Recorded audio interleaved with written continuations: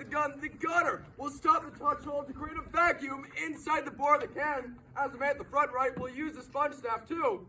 Punch the gun! Insert it into the bore and create that vacuum between the thumb and the sponge of the bore of the gun. And in that, extinguish any existing embers within the cannon. As you heard, that was the breaking of the vacuum within the bore of the piece, where finally these men will be ordered to handle cartridge. That cartridge of gunpowder will be brought forth from the shot box to the man at the front right, where he will then put it in the gun. He puts it in the gun. Wad to your cartridge. A wad will then be delivered to the top of the cartridge, and then finally handle rammer. Ram down cartridge and wad. That rammer on the opposite side of the sponge staff will be utilized to drive that cartridge and wad all the way to the breech of the gun. Unstop the touch hole. Handle the priming wire.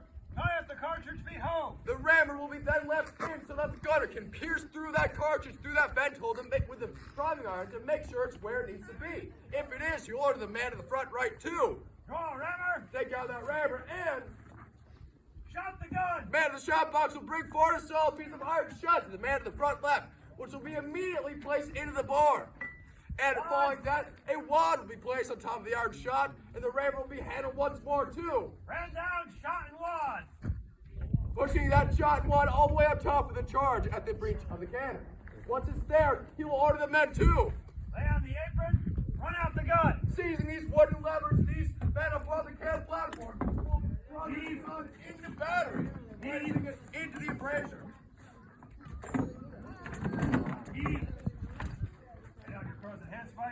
Once the gun is run into battery, you'll give the man in the shot box an order too.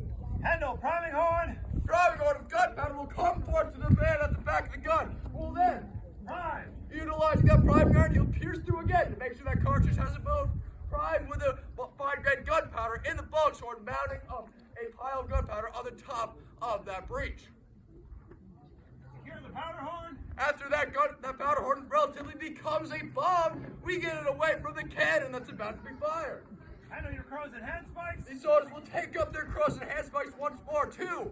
Point the gun to the object. With a system of orders of hand movements of left or right, or verbal commands of up, down. They point the barrel of the gun in the trajectory towards the target downrange. Once that gunner is satisfied, they will lay down your crows and handspikes. The man at the rear left of the piece, will hang up your match and blow it. Seize this burning piece of this linseed with a burning piece of slow match. Blow it to make sure it's glowing red hot, and finally